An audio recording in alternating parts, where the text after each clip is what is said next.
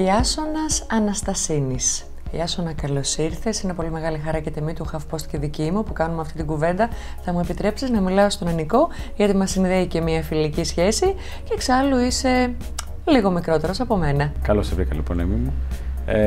Είναι μεγάλη μου τιμή αρχικά. Χαρά που μπορώ να κάνω κάτι τέτοιο με ένα φιλικό άτομο σαν και σένα. Να είσαι καλά, ξέρω ότι μόλις ήρθες από το Λονδίνο. Είναι επιθυμία και στόχος του HuffPost να προβάλλουμε ανθρώπους οι οποίοι έχουν πετύχει, γιατί ξέρεις κάτι, Ιάσονα, μπορεί να είσαι ένα πρότυπο για τα νέα παιδιά. Δεν είμαστε η Ελλάδα της μιζέριας, υπάρχουν λαμπερά φωτεινά παραδείγματα που ούτε εντός είτε εκτός συνόρων έχουν προοδεύσει. Πες μας λοιπόν για εσένα. Ξέρω ότι ξεκίνησες στην Πάτρα, ότι πήγες στην Αγγλία και θέλω να μας πας κατευθείαν στο Travel Station, αφού μας κάνεις μια αναδρομή. Σε ευχαριστώ πάρα πολύ με ταυτίζεις λοιπόν με σαν τέτοιο πρότυπο. Νιώθω ότι έχω πολύ δρόμο ακόμα για να επιτύχω. Παίρνω θάρρος με ό,τι διεκπεραιώνω και πετυχαίνω σε μικρούς στόχους στο μεγάλο πλάνο που έχω βάλει.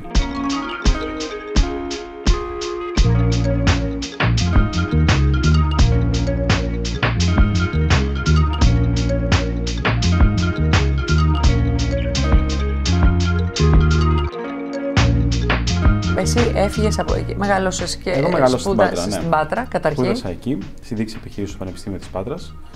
Αφού τελείωσα τις σπουδές μου, κατευθείαν πήγα στο CAS Business School του City University που έκανα το Master in Management και Marketing. Οπότε πας Λονδίνο. Το 2008. Πετυχαίνω τη στιγμή που που πτωχεύει η Lehman Brothers. Οπότε μας κόβει τα φτερά με οποιοδήποτε εμείς ίστρο είχαμε πάει, με οποιοδήποτε θάρρος είχαμε πάει εκεί, ότι θα κάνουμε κάτι καλό στις τότε εποχές. Και εκείνη τη στιγμή αρχίζω να καλλιεργώ πάρα πολύ την ιδέα του να κάνω κάτι δικό μου, εφόσον δεν με ολοκλήρωνε κάτι, δεν με γέμιζε κάτι το οποίο υπήρχε στην αγορά εργασίας τότε. Και πώς σου έρχεται η ιδέα αυτής της πλατφόρμας που θέλω να τη συστήσεις στο κοινό? Κάνοντας ένα μικρό διάλειμμα που έκανα και τις στρατιωτικές μου υποχρεώσεις, άρχισα να σκέφτομαι τι ιδέα θα ήταν καλή γενικά και καταλαβαίνω ότι θα ήθελα να κάνω κάτι δικό μου. Πηγαίνοντας στο Λονδίνο να μιλήσω με διάφορους επαγγελματίες και να μου δώσουν γνώμες, όντας στο αεροπλάνο μπήκα σε μια διαδικασία να σκέφτομαι ότι όλα αυτά τα κίνητα τα οποία κοιτούσα από το αεροπλάνο είχαν φτάσει σε σημεία πάρα πολύ κακά όσον αφορά την αξία τους. Άρα μιλάμε ότι σου έρχεται μία ιδέα τότε για κάτι τύπου Airbnb, ναι, για να αρχίσει να το καταλαβαίνει ο κόσμος τώρα γιατί συζητάμε. Επηρεάστηκα σίγουρα από το ξεκίνημα πολλών εταιριών τότε. Δεν ήταν μόνο το Airbnb, ήταν και αρκετές άλλες οι οποίες ξεκίνησαν. Από το Airbnb ξεχώρισε στον ανταγωνισμό. Και προερχόμουν από το background της Αγγλίας, η οποία λόγω του πανεπιστημίου που είχα τελειώσει τότε στο Λονδίνο, μας είχε βάλει στη σκέψη όλη αυτή την τάση των Άγγλων να μένουν και να χρησιμοποιούν βίλες ή σπίτια σε μεσογειακές χώρες για διακοπές. Είναι μια τάση η οποία υπάρχει δεκαετίες. Βολεύει πάρα πολύ ειδικά οικογένειες οι οποίες θέλουν χώρο, θέλουν άνεση, να κλείνουν ένα ακίνητο, μια βίλα ή μια μεζονέτα και να έχουν το χώρο και την ιδιωτικότητά τους. Πολύ ωραία. Πάνω σε αυτό το κομμάτι βλέπετε ότι αναπτύσσεται αυτή η τάση. Μπήκα στη διαδικασία να το ξεκινήσω. A trip starts. You have this amazing feeling of excitement when you land. As you begin to discover the streets of a fascinating new place. The meeting with what will be your neighborhood for a brief moment in time. It's all about indulging in your home of the moment. The scents, the colors, the silky touch of the sheets. Γεννιέται το Travel Station. Ακριβώς. Και εκεί κάποιος μπορεί να αναζητήσει σπίτια. Ακριβώς. Σε όλο τον κόσμο. Έχουμε καταλύματα σε όλο τον κόσμο. Αυτή τη στιγμή στα 85.000 καταλύματα. Οικονομικά καταλύματα τα οποία μπορούν να καλύψουν το budget μιας οικογένειας που θέλει να ταξιδέψει με 100 ευρώ το βράδυ στο Λονδίνο, π.χ.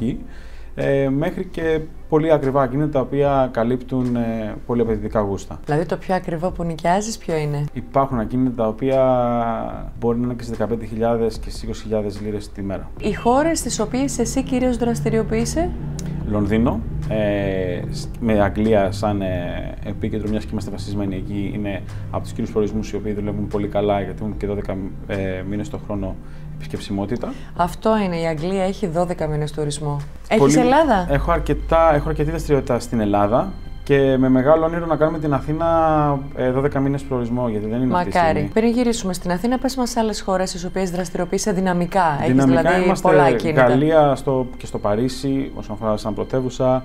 Ιταλία έχουμε Ρώμη, Φλωρεντία, Βενετία, Μιλάνο και σε διάφορα παραλιά της. Έχουμε Αμερική.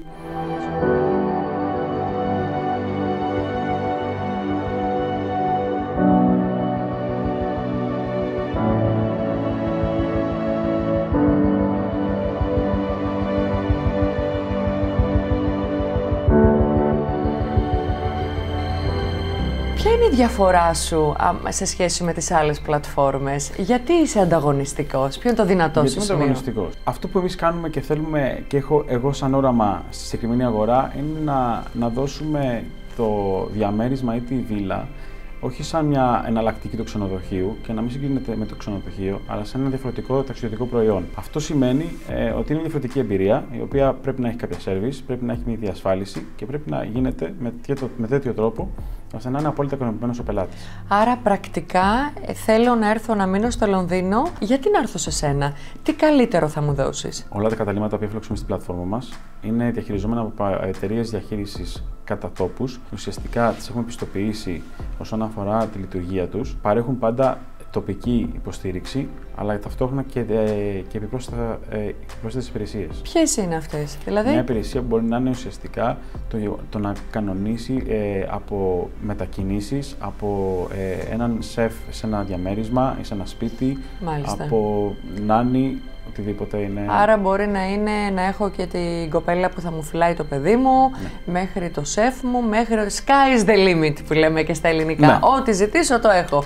Και έρχομαι σε απευθείας επικοινωνία με εσένα. Υπάρχει δυνατότητα κατευθείαν να επικοινωνήσει ο πελάτης με τον διαχειριστή των ακινητών μέσω της πλατφόρμας. Travel to this paradise surrounded by deep blue waters.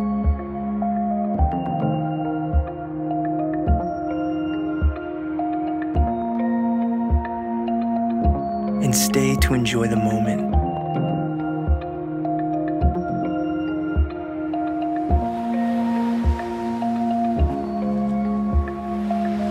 Travel in Greece. Stay in Tinos.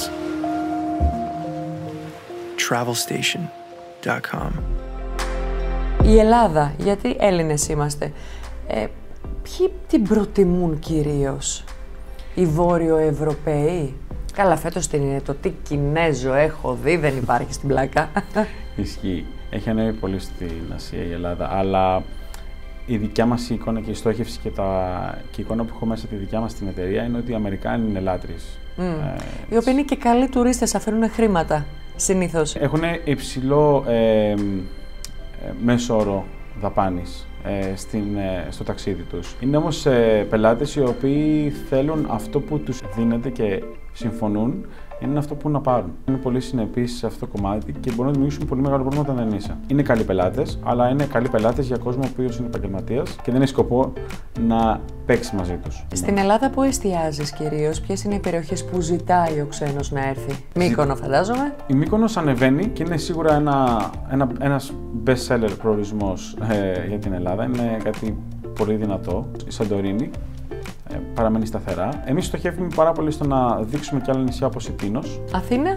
Αθήνα είναι μια πόλη την οποία προωθούμε αρκετά, αλλά θέλουμε να τη φέρουμε στα επίπεδα της Βαρκελόνης. Πώς μπορεί να γίνει αυτό? Με πάρα πολλές συγκροτημένες ενέργειες, όχι μόνο από εταιρείες.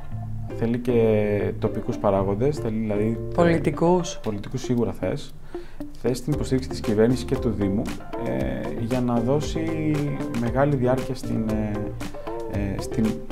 σεζόν της Αθήνας. Πώς μπορεί να γίνει πρακτικά αυτό? Μιλάμε για να μεγαλώσει η διάρκεια μια σεζόν. Πώς γίνεται αυτό? Έχουμε 4 εποχές. Είναι βασικός παράγοντας στο κομμάτι του τουρισμού, στο κομμάτι των event που μπορούν να γίνονται. Μάλιστα. Γιατί για μένα, αν με ρωτάς, σαν Αθηναία, με την έννοια ότι μένω πάρα πολλά χρόνια στο κέντρο της Αθήνας, δεν είναι οπωσδήποτε ο Αύγουστος ο καλός μήνας της Αθήνας που έρχονται όλοι. Είναι ο χειρότερος. Τους λυπάμαι τους ξένους με την καλή έννοια που έρχονται και σκάνε και θέλουν να σκίσουν τις άρκες τους από τη ζέστη. Δηλαδή είναι πάρα πολύ ωραίος ο χειμώνας στην Αθήνα. Ακριβώς. Δεν το ξέρει σχεδόν κανένας. Δυστυχώς. Και μπορούμε να το επικοινωνήσουμε με event, λοιπόν. Με event, με σίγουρα μεγάλες εκθέσεις παγκοσμίου ελληνικούς. Να γίνουν εδώ παγκόσμιες μεγάλες εκθέσεις. Τα Ποσειδόνια, παράδειγμα, είναι ένα πολύ καλό event. Το οποίο εμείς πάντα. Είναι Ιούνιο όμως πάλι. Είναι Ιούνιο. Θέλουμε κάτι το Φεβρουάριο. Ακριβώς. Και θέλουμε και σε άλλους κλάδους, όχι μόνο στο κομμάτι του shipping. Ο τουριστικός κλάδος, η Ελλάδα πρέπει να κυριαρχήσει σε αυτό το κομμάτι. Δηλαδή, στο τουριστικό κλάδο δεν έχει μια πολύ μεγάλη έκθεση παγκοσμίου ελληνικούς. Η Ελλάδα ουσιαστικά έχει πράγματα τα οποία δεν επικοινωνεί δυστυχώς και τα κρατάει εσωτερικά. Έχει μια τάση εσωστρέφειας, νομίζω.